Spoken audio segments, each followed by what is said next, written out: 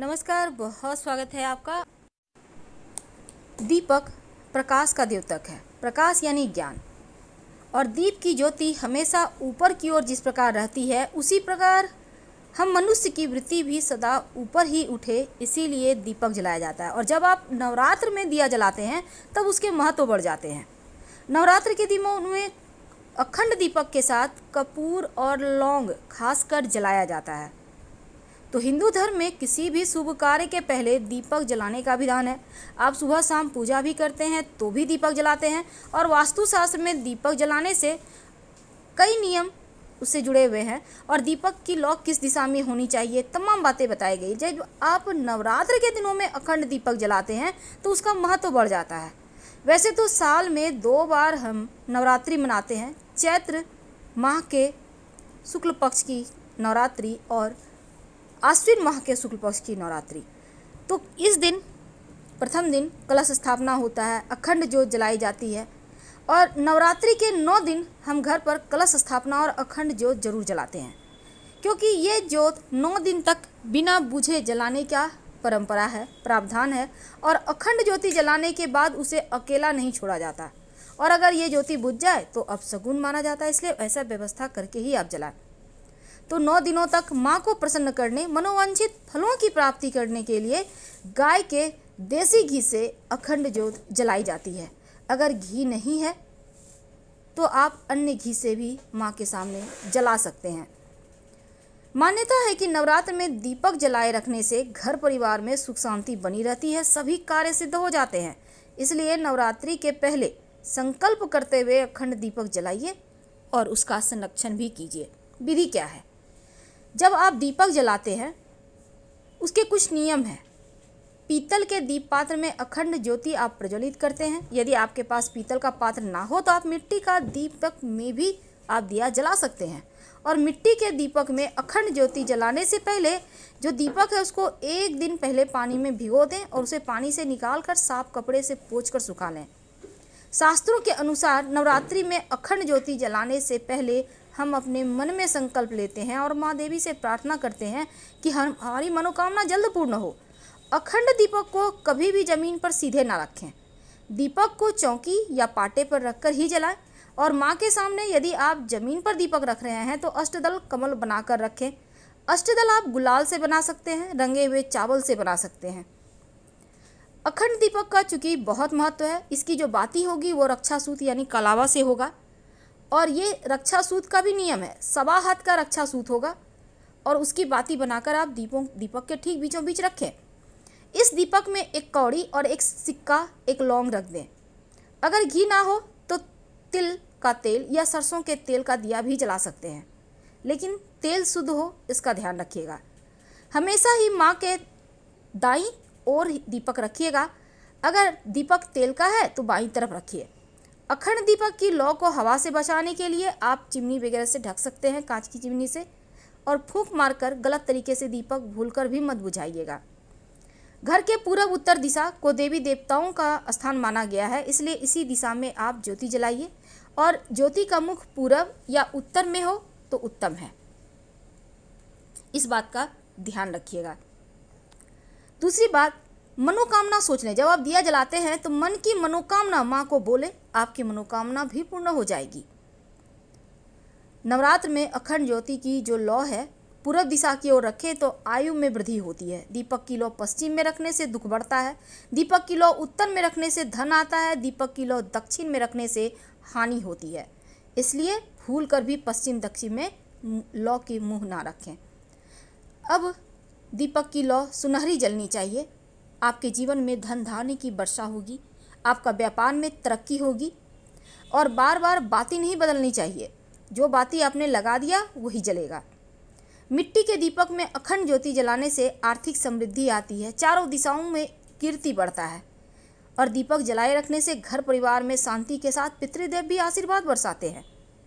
जो विद्यार्थी हैं, आपके घर में बच्चे हैं, पढ़ाई लिखाई करते हैं, उनके जीवन में सफलता के लिए घी का दिया आप जलाएं। अगर घर में बहुत वास्तु दोष है तब तिल का तेल का दिया जलाएं। शनिदेव अगर आपसे रुष्ट हैं तो तेल का ही आप दिया जलाइएगा, आपके लिए उत्तम रहेगा। प्रथम दिन माँ शैलपुत्री को गाय के घी का भोग लगाइए।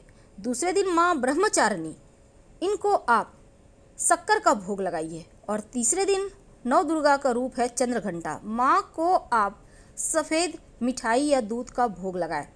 चौथे दिन माँ को मालपुए का भोग लगाएं और पाँचवें दिन माँ स्कंद माता को केले का भोग लगाएं।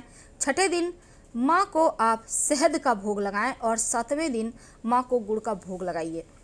आठवें दिन माता रानी को नारियल का भोग लगाएं और नवें दिन नौवीं तिथि को आप तिल का भोग लगाएं और इसको दान कर दें। अनहोनी से रक्षा होती है। तो माँ के 9 स्वरूप को आप क्या भोग लगाएं। लेकिन हम अब बात करते हैं अखंड दीपक की। देखिए, मन में देवी के प्रति समर्पण और भक्ति को दर्शाने का दिन है। तन मन में अंधकार जो छाया हुआ है उसको दूर करने का ये नवरात्र है। और अखंड जो ज्योति आप जलाएंगे नवरात्रि में, तो इसके नियम होते हैं पूरे 9 दिन तक। वैसे आप एक दिया भी जला सकते हैं। हमने कहा कि कोई बड़ा मनोकामना हो तब 9 दीपक जलाना है, लेकिन वैसे सिर्फ एक ही दिया जलाना है और ये दीपक 9 दिनों तक बुझना नहीं चाहिए। मान्यता है अखंड दीपक जलाकर पूजा करने से पुण्य फल की प्राप्ति होती है और माता रानी के आशीर्वाद से पूरा परिवार में प्रेम बढ़ा रहता है, स्वास्थ्य अच्छा रहता है, धन बढ़ता चला जाता है। तो इस बार की जो नवरात्र है ना, इस बात का ध्यान रखें कि अखंड दीपक जो है ज़मीन पर मत रखिए, लकड़ी की चौकी पर या लाल रंग के कपड़े बिछाकर ही रखें। और ज्योति को रखने से पहले इसके नीचे अष्टदल कमल बना लें तो बढ़िया है। आप चाहें अबीर गुलाल से भी बना सकते हैं और आटा के साथ भी बना सकते हैं, गेहूं का आटा। अखंड ज्योति को गंदे हाथों से तो भूल कर भी ना छुएं और अखंड ज्योति को कभी अकेले या पीठ दिखाकर मत जाइए। यानी कि आप एकदम से पीछे मुड़कर नहीं जाना है, पहले पैर पीछे कीजिए, धीरे धीरे फिर वहाँ से हटिए।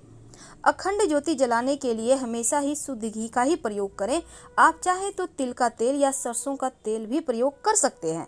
लेकिन जब आप अखंड ज्योति की देखभाल आपको लगता है आप घर में नहीं कर सकते हैं, तो आप किसी मंदिर में जो अखंड ज्योति जलती है ना, वहाँ पर जलाने के लिए घी का दान कर दें, तो उससे भी आपको उतना ही फल मिलेगा। अब अखंड ज्योति के लिए आप रुई की जगह लाल कलाबे का प्रयोग करें तो बढ़िया है। कलाबा थोड़ा लंबा लीजिएगा ताकि 9 दिनों तक बिना बुझे दिया जलता रहे।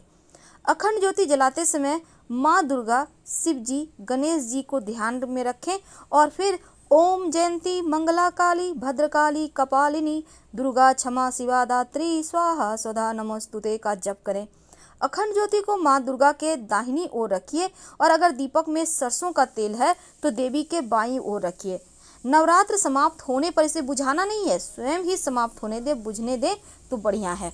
अब इस दीपक में क्या डालें। देखिए, दीपक में आप वैसे तो जो अखंड दीपक है उसमें एक कौड़ी डाल दें या गोमती चक्र डाल दें, धन की मुश्किलें समाप्त होंगी। और अगर आप चाहें तो लौंग भी डाल सकते हैं, शत्रु विरोधी शांत रहेंगे। ये तो अखंड दीपक है जिसको आपको हिलाना भी नहीं है, जो जैसे रख दिया आपने पहले दिन वैसे ही रह जाएगा। लेकिन अब आप जब रोज़ की पूजा में दिया जलाएंगे, सुबह शाम जब आप आरती कीजिएगा, तब आप एक कोई भी वैसे धातु का भी आप ले सकते हैं या फिर मिट्टी का भी आप दीपक ले सकते हैं।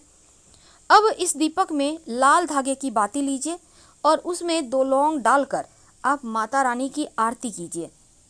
अगर शनिदेव आपके, जैसे कि शनि की 7.5 ढैया चल रही है, कुंडली में गड़बड़ है, अशुभ प्रभाव दे रहे हैं, तो कुप्रभाव से बचने के लिए तिल के तेल का दिया जलाइए तो आपके लिए अच्छा रहेगा। अगर घर में वास्तु दोष भी है तो भी आप तिल के तेल का दिया जला सकते हैं। लेकिन जब माता रानी की आरती कीजिएगा ना, तो आप कोशिश कीजिए शाम के वक्त, वैसे तो सुबह भी जला सकते हैं, कपूर और 2 लौंग जलाकर आरती करें और पूरे घर में दिखाएं। पूरे घर में सकारात्मक ऊर्जा आएगी और जीवन में जो भी परेशानियां हैं वो समाप्त हो जाएगी। आप चाहें आपके घर में अगर चांदी की कटोरी है तो उसमें ही जलाकर आप पूरे घर में दिखाइए, ये आपके लिए ज़्यादा अच्छा होगा। वैसे आप माता रानी की अगर आप दोनों ही तरह का दिया जलाना चाहते हैं, घी का और तेल का, तो ये समस्त सिद्धियों को देने वाला दीपक होता है, तो आप दोनों ही दीपक जला सकते हैं।